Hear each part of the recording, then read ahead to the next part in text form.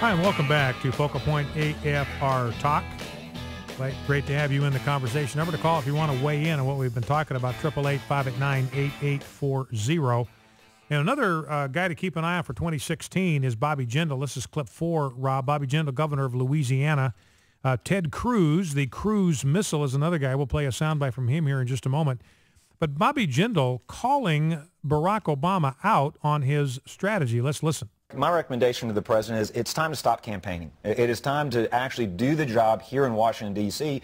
In our second term, for example, last year we passed one of the most sweeping educational reform laws in the country, giving real choice to our kids, putting great teachers in the classroom, reforming our tenure laws, letting the dollars follow the child. This year, like my colleague, we're proposing significant tax reform. We've got different ideas about that. We're trying to get rid of the income tax in Louisiana. My advice to the president is stop the campaigning, stop sending out your cabinet secretaries to scare the American people.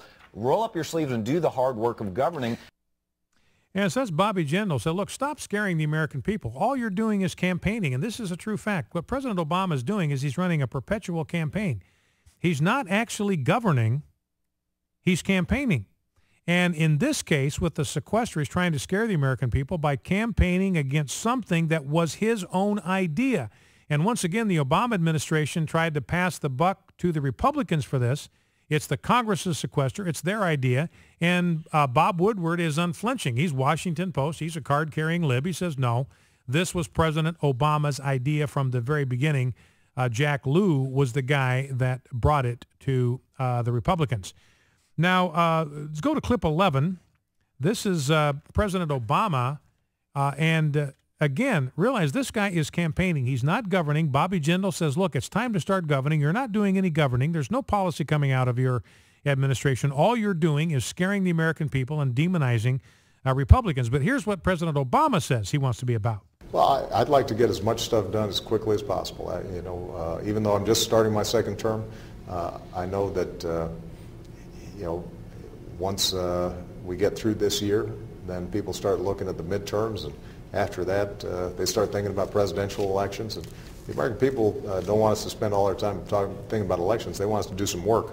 Now's a good time for us to get some things done. And America's poised to grow in 2013 and add a lot of jobs as long as Washington doesn't get in the way. So that's President Obama. Want to get a lot of things done just as quickly as possible. And what he's talking about there, if he does any governing, he wants to jam things through, whether it's gun control legislation or whether it is immigration reform. He wants to jam it through as soon as possible because he knows he's going to completely run out of leverage here before long. It's going to be gone. Presidents typically are lame ducks in their second term. And so if he is going to foist any of his radical ideas on the American people, it's going to have to be right away. Let's grab clip number 12. This is Ted Cruz. This is another guy to keep our eyes on for 2016. And he says what I think is an absolute true fact about Barack Obama here. This is Texas Senator Ted Cruz. I think President Obama is the most radical president we've ever seen. But I think an awful lot of Republicans failed to stand for principle and contributed to getting us in this mess. And that's one of the reasons why the media hates Ted Cruz, is he's calling it like it is. President Obama, the most radical president we've ever had, but he's also calling out his fellow Republicans. This is why John McCain is upset with Ted Cruz. He's calling out his fellow Republicans. These guys have come to D.C., and they have failed to stand for a principle, and that's why we are in this mess. Drop down to clip 16, if you would, Rob. This is Steve Wynn. This is a businessman from Las Vegas. This guy made a career in the hospitality industry.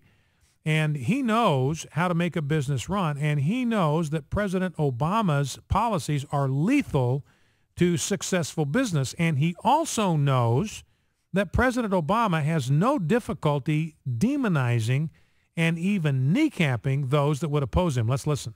And all of us, whether we voted for him or didn't vote for him, whether we like what he says, we don't like what he says, our job as citizens is to try and make the country a better place.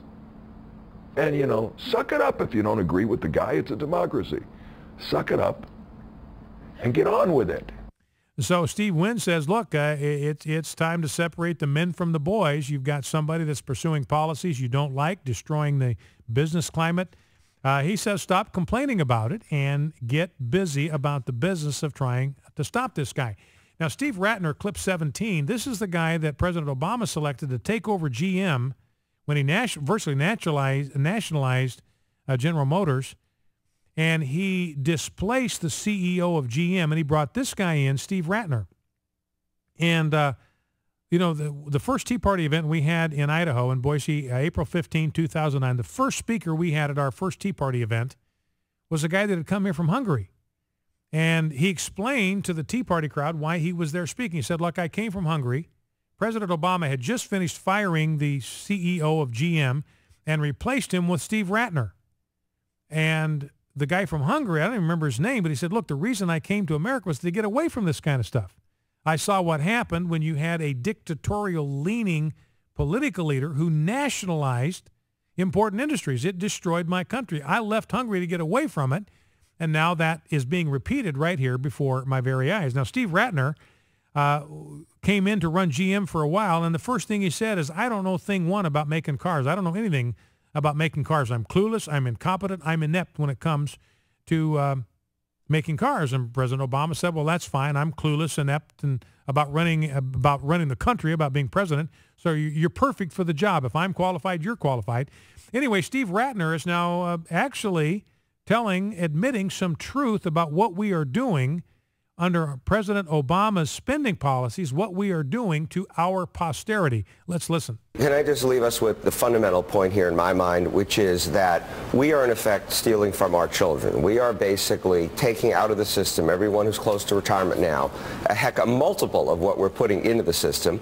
That becomes debt. That debt has to be paid by our children. We can keep doing that, but it doesn't feel right to me. So that's a liberal saying, look, what we are doing is stealing from our children. They're not in a position to sign on to this debt. One of the principles of borrowing money is your signature's got to be on that piece of paper somewhere.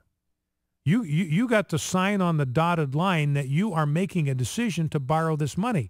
You borrow money to buy a house. Your signature's got to be on. When we bought our house, it was like 26 different sheets of paper that we had to sign. You borrow money to buy a car. Your signature's got to be on that piece of paper. Even you borrow money using a credit card, you've got to sign the voucher.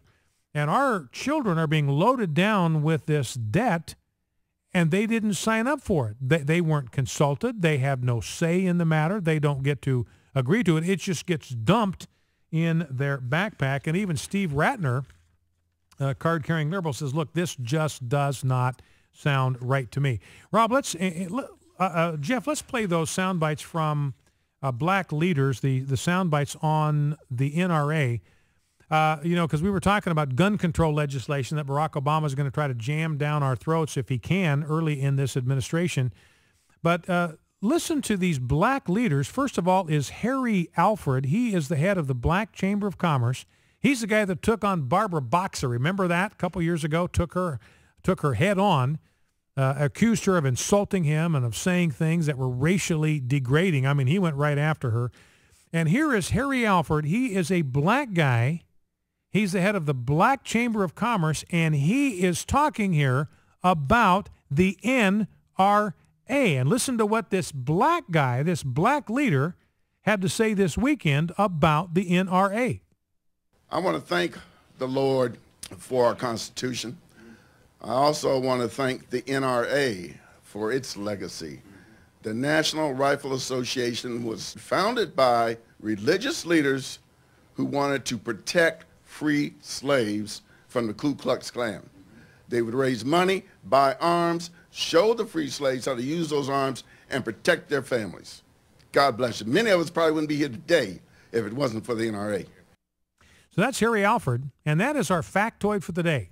You heard it from an African-American leader, Harry Alford. He's the head of the Black Chamber of Commerce. The NRA was founded by religious people. What he means is Christians. The NRA was founded by Christians to help freed black slaves protect themselves against the KKK. That is the Fisher factoid of the day. The NRA was founded by Christians to help freed black slaves protect themselves against the KKK. Now here's Niger Innis. He is head of the Congress on Racial Equality, and he had this to say about the NRA. Gun control, for black Americans, we know that gun control has ultimately been about people control. It sprouts from racist soil, be it after or during the infamous Dred Scott case, where black man's humanity was not recognized. And the beauty about some racists is that sometimes they're blatantly honest. And the racist Chief Justice Taney said, we cannot allow the law to recognize the humanity of this individual because he would be able to keep and bear arms. When a lot of Democratic-controlled segregationist governments after the Civil War attempted to deny black men and women their freedom, they instituted black codes, largely to deny the Second Amendment from newly freed slaves. So the NRA, and you're going to hear, again, do not let them lie to you. You've got liberal leaders out there castigating, demonizing the NRA. It's a racist tool. Wayne LaPierre is the spokesman for the NRA. He's a racist. It's not a shred of truth to it. The NRA was founded to protect the Second Amendment rights of newly freed black slaves. KKK was coming after them, trying to lynch them. They had no means of protection. Christians like you and me said, look, these people are citizens. They have Second Amendment rights just like you and I do, the capacity to protect themselves against those who wish them harm.